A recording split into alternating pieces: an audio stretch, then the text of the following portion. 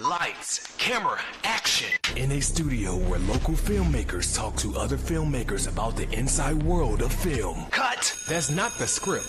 It. We'll fix it in post. Do you wonder how films are produced and what really goes on behind the scenes? Well, stand by. Filmmakers Kevin Mumphrey, Victoria V.A. Jones, and Carson Hype Ferguson explain all the details. Right here on It. We Will Fix It in Post podcast. Good morning, good afternoon, and good evening. Whenever you're listening, I thank you for doing so. I am Kevin Mumphrey once again. This is F It. We'll Fix It in Post. I'm here with my colleagues, Victoria V.A. Jones. What's going on? And Carson Hype Ferguson. Yes. Oh, sure, we'll go with that. So, I don't know if y'all heard, but you notice the MTV Movie and Music Awards have been canceled again this year. Damn, for real? Yeah. I didn't even know. That's kind of a problem. That's because literally, I think I've mentioned this to 4 other people, and their response is somewhat on the ballpark of yours. Like, I thought it already aired, or I thought they stopped doing it altogether, which could be possible because the future of the awards is uncertain. Also, which led me go, because I thought the same thing, like, damn, not again? Okay. So it let me go, Wait, how many times? This is it's 2 years in a row. So what was the reason last year? What was the reason last the year? writer's strike. Okay. Because Drew Barrymore, she withdrew from it. So it ended up, they had no writers to write their, do. But wasn't it an award show that didn't have no writers and they still did it? I think it was the Golden Globes. Okay. It was one of those. And it was a lot of improv, I believe. Which I don't remember how well it did, but yeah, I think it was one or 2 shows that actually did it. But interesting. Now part of it, because MTV's owned by Paramount, they just got sold, right? And that acquisition. So I think that's part of it. But right now, the future of it is uncertain. So, which led me to think, okay, look at MTV, which most of us don't do it as much as we do it anymore. Unless you look at reruns, you know what I'm saying? That's basically what MTV is. Reruns of ridiculousness. God, I hate saying that word. Jersey Shore apparently has a show back on there again. Jesus, how long? They old now, ain't they? They grown. Like Snooki has a store here in Nashville. Yeah, I figured she did. Yeah, I think I saw that. Yeah, so like they're grown adults now. So it's like it's kind of weird. They were grown adults when they first got on that show. They got kids and mortgages now. They're another type of grown now. Like Jesus, y'all still doing this? Like it's just, I don't know. I'm not gonna say it was cringy, but I didn't want to watch it. Let's just put it that way. So I'm like, I don't really see music videos anymore. Of course Which not. That hasn't been the case for, I think, over 15, almost 20 years now. So, which kind of led me to think, like, the impact of music videos, is it what it once was? And it might not be on that platform.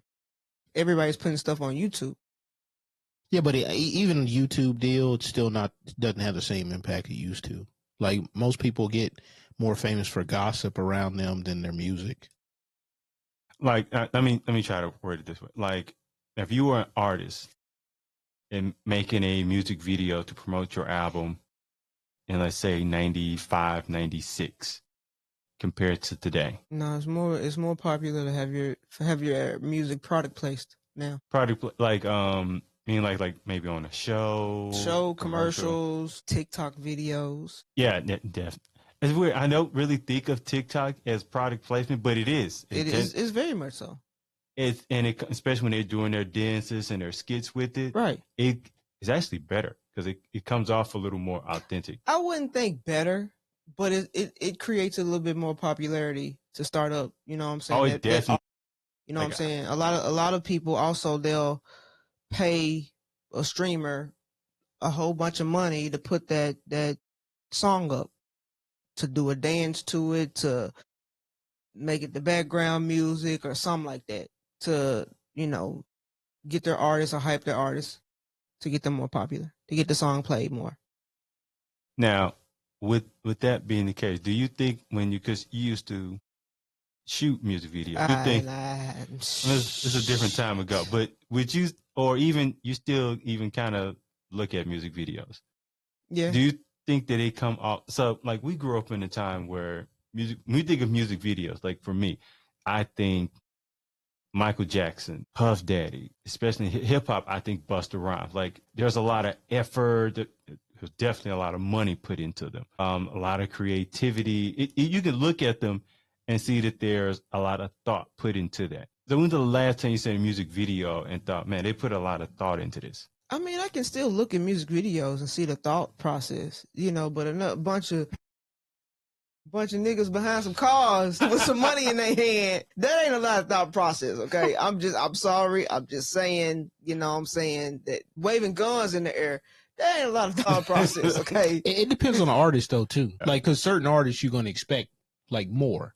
So like you expect more from a Kendrick than you would, I don't know, Kendrick and Tyler the Creator. Even though I'm not really a fan of like a lot of his music, you expect more from their music videos than you would just insert Lil Yachty. It's convoluted. It don't make no damn sense. I would say I would expect more from a Lil Yachty than, let's say, Chief Keef. Chief that came out, okay? That came out when he first started. Now, you know, he might be putting a little bit more effort into his music videos. Yeah, probably not. Nah, I don't think so. Probably not. But I mean, you know what to expect from that type of artist. So, but if Kanye West makes a music video or whatever, he's gonna put a whole lot more into it because he came from that era. But like, hey, even some of the dudes like the New York cats, like Griselda, Benny the Butcher, they got like the old school feel, but they're like younger. What's the old boy? The dude to be doing stuff with Jadakiss and Nas, like tall, light skinned dude. You know what I'm talking about? Yeah, like people like him or whatever. They still got love for the artistry or whatever, and they realize that. Was it R&B? Bryson Tiller, you get a little bit more. I mean, it's not like nothing crazy. Janine Aiko, you get something from her. I'm trying to think. There's a bunch of artists or whatever that actually put something in, but like now they got to be careful with the budgets. They ain't putting like them crazy heavy hitter budgets in there. But for what they do, Busta Rhymes, Janet Jackson budget, you ain't getting that no more. No, like because was it that Busta Rhymes, Janet Jackson joint where they did what Gonna Make It? Yeah, like that was a Hype Williams joint. Yeah, but he was getting those big budgets. Yeah, I mean, because they could afford to do it because people were making money on music. I mean, what are you doing now? Like a lot of artists get caught up in that whole like gotta do what everybody else doing trap. And it's like just for streaming. You know how many streams you gotta get just to make a couple dollars? That's why them cats be like, they don't be messing with that stuff, man. They be like, all right, I use music like to get my name out there, and then I'm gonna go to a reality TV show. Yeah. So I'm looking up this list of like most expensive music videos. Of course, number one is Michael Jackson and Janet Jackson. Yeah, Scream broke the record. I did not realize it was that. So I thought it was Busta Rhymes was number one. No, but no, $7 million.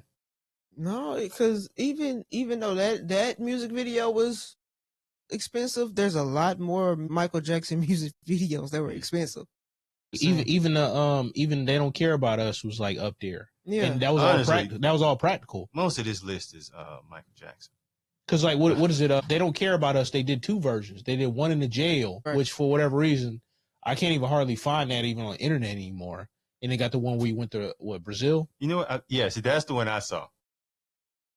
Yeah, but he had two different versions. I never saw. Both of them had Brazil in them.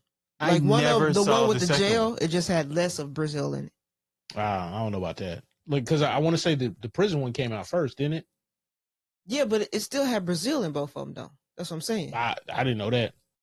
Because like the whole time, the part where he comes out with the little kids and doing that's in both of those videos. All right. I'm just stating the fact. No, I'm not denying the fact. I'm just saying. I'm saying. Like, all right, okay, I take your word for it. Okay, all right. Hey, look, see, you like to give me a hard time. No, I'm not giving you a hard time. I'm just like, okay, but you're used to me giving you like more resistance. I was waiting on it. But I'm not giving you any resistance. I was waiting on it. Man, like, hey, put your trauma back inside. we don't need none of that right now, Kevin. Right. So I got number two. Number two is, which I don't even remember this video. Die Another Day, Madonna. Oh yeah, yeah. Long time ago. I can see that being like a big budget movie though. I don't even think I've watched that whole music video. I've heard the song a bunch of times, but I don't think I've ever watched that whole music video. Number three, Express Yourself, Madonna. I didn't realize Madonna was throwing. I mean, she was huge at that time. They had them budgets, man, back in the day. Yeah, you gotta look at Guns N' Roses, number four. Wait, which one? What song? Estranged. Huh. 5 million. Black or White, Michael Jackson, 4 million. Cartoon Heroes by Aqua, 2,003 million. Yeah, Rolling by Limp Bizkit was number 7. I was like, that didn't look like an expensive music video. I'm just saying. Really, unless you know they had 3 different versions of it too, I think. That's probably why. Because yeah, but it was like the other 2 were remixes. I didn't even feel right reading it. Like, for real, the other 2 were like remixes. Like I knew the Victory video, Puff Daddy, Biggie, Busta Rhymes.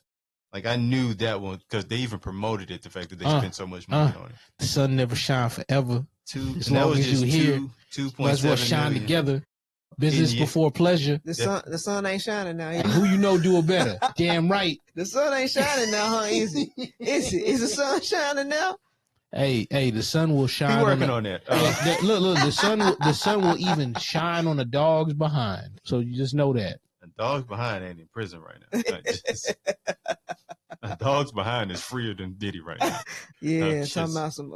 I ain't gonna say it. Take that. Yeah, and this is crazy. The Busta Rhymes Janet Jackson is number 10 with 2.4 million.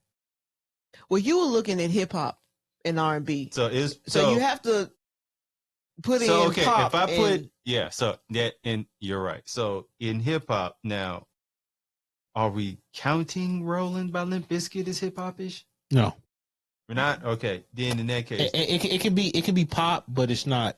Like even when they do the remix with the rap on it, it's more pop than anything. Then it's the highest grossing hip hop music video. I didn't even think Madonna. My goodness. Yeah, yo, and the thing is, like I said, you were looking at like hip hop and R&B, and well, there's no R&B on this list. You probably got to do a top 50 list to get into R&B. But what music video in R&B would you think that's like the highest? Honestly, it'd probably be another Puff Daddy song, like Jagged Edge or something like that. Something with some helicopters in it. I mean, because like honestly, R&B dudes they laying on the beach or whatever. I would think like maybe Boyz II Men, like some of their music videos. Even then, for the time period, it was like a lot of practicals. But water runs dry whenever they were in the desert. Yeah, they but had I mean, the helicopters and stuff like that. Yeah, but it was still practical, and the helicopter scenes weren't that much.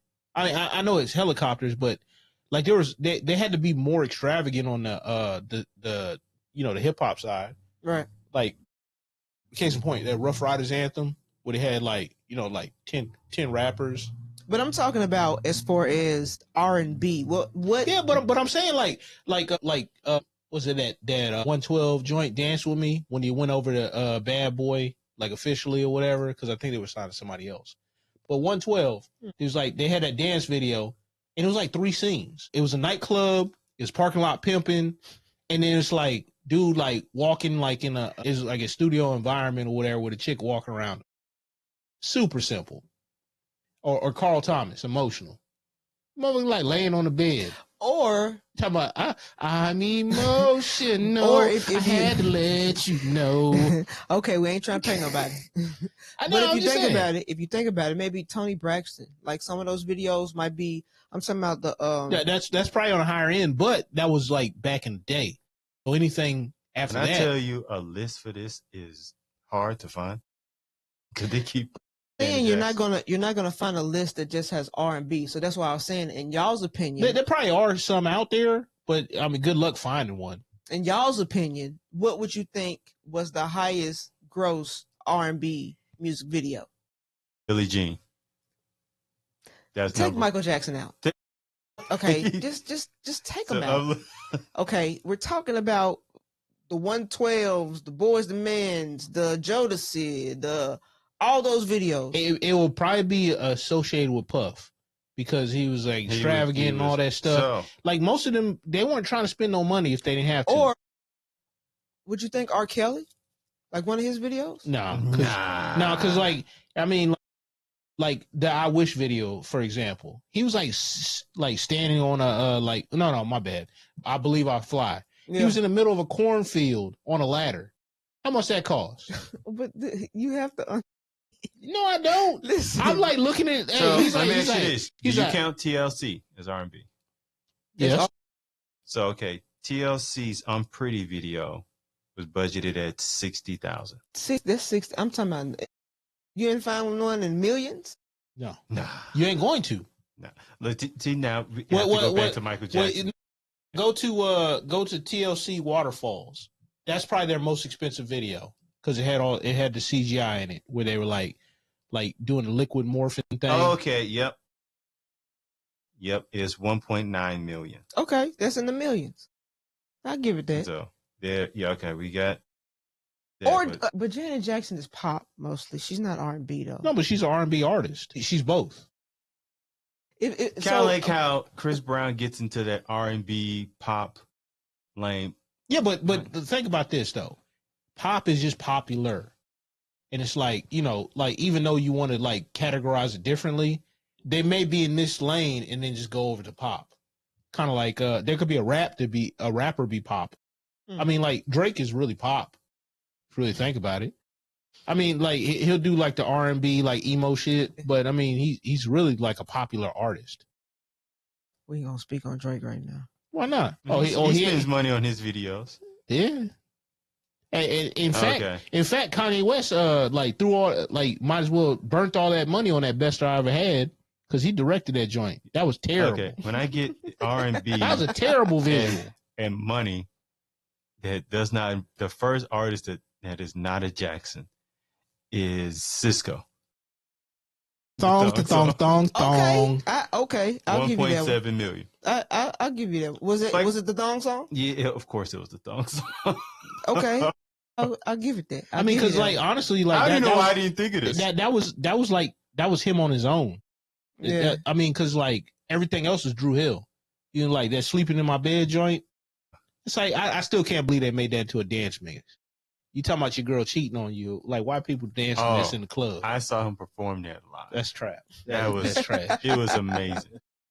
It was amazing. Somebody's taking my place, and then they sped it up or whatever, and it's like on a dance beat.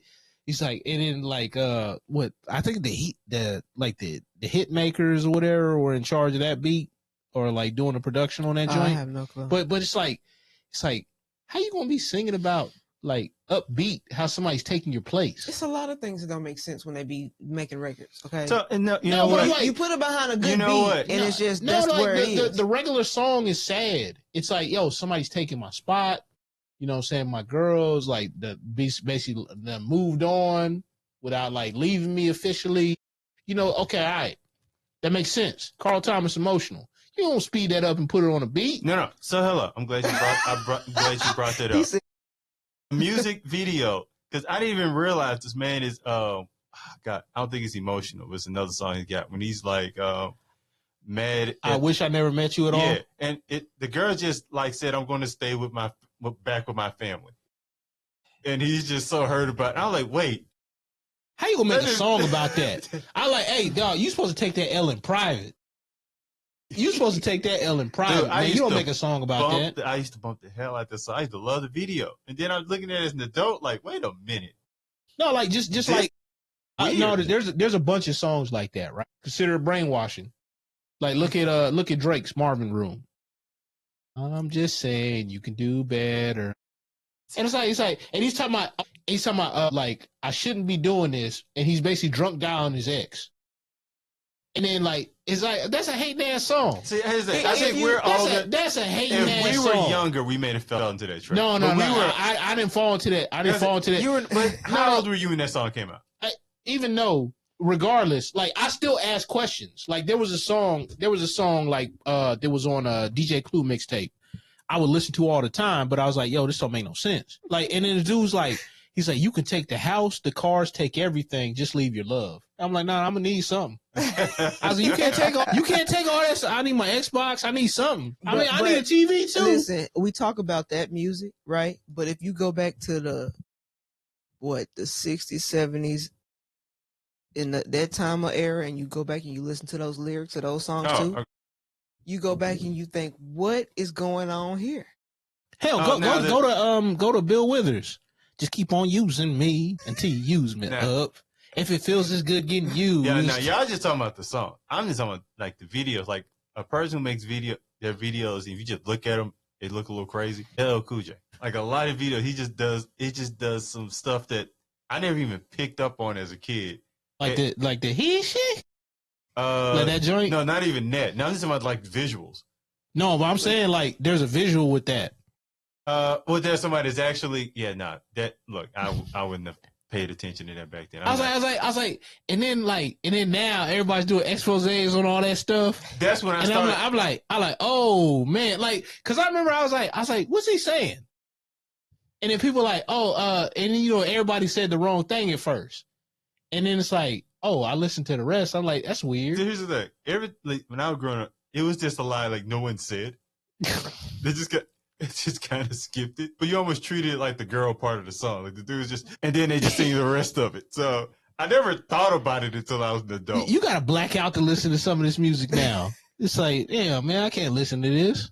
What is this dude talking about? Like, there's some Biggie lyrics that are very questionable. Like Biggie always gets caught up in this stuff. There's some very questionable Biggie lyrics. It man. is. You like very questionable. You're like, wait, hold, what? Wait, what? I'm gonna leave it at that. I'm not saying. And it's like, would just put it off and shock value. I mean, Eminem did that too, but it wasn't. No, ain't no shock value. Bad as ain't no shock value because there's no reason to say it.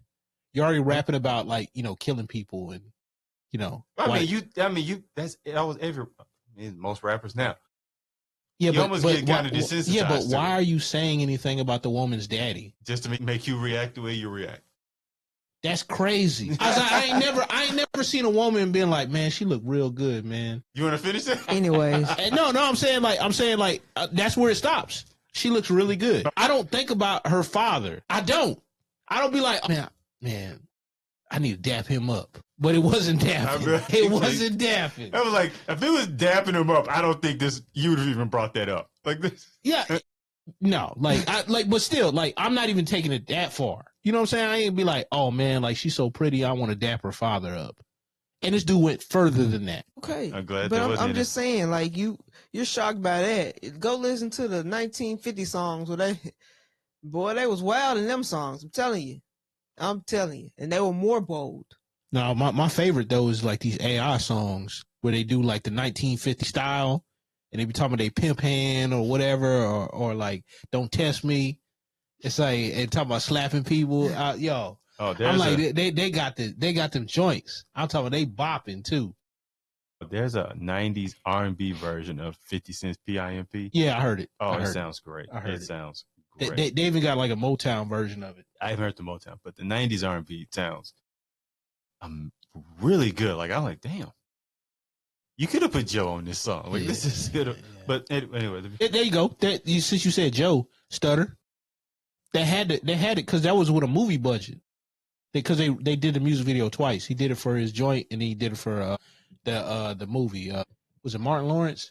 Is it a Martin Lawrence film? He did 2 videos. Yeah, he did 2 videos. He did one for his record and he did a re-release.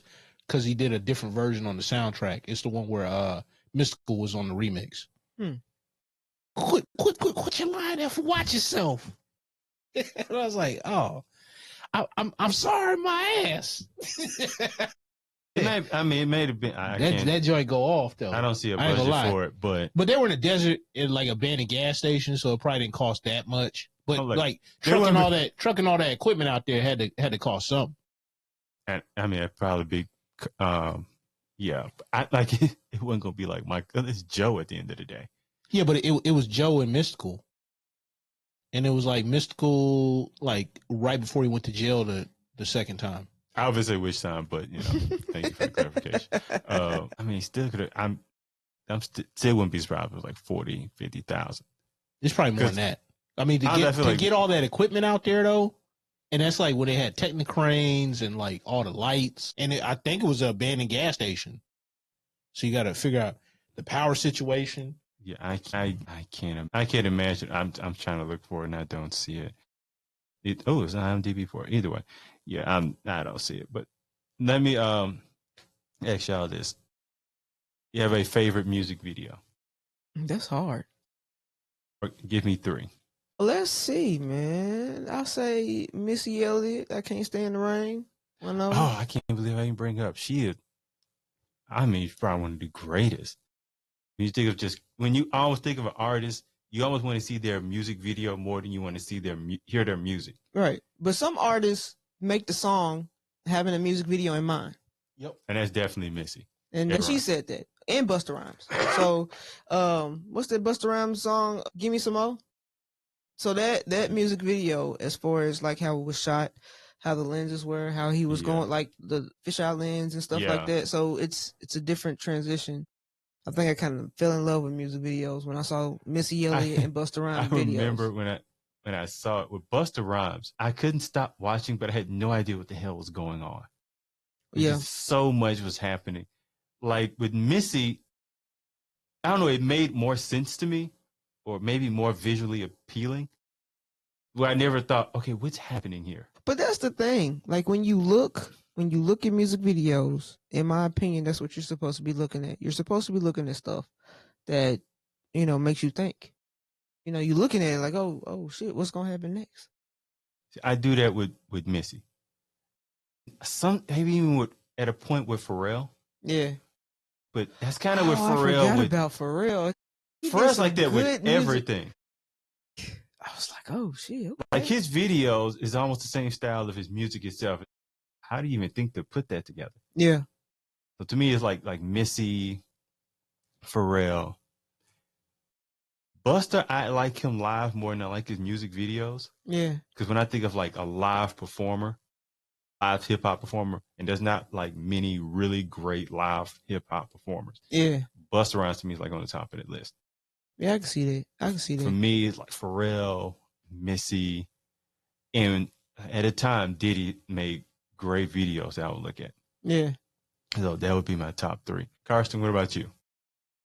I'm trying to look it up right now, but I was like, it's like the That's third. You're gonna go somewhere else. It was like a concept video basically. The dude, he did the Panda remix or whatever, and he did the song about Will Smith, about how he's feeling like Will, and the video or whatever.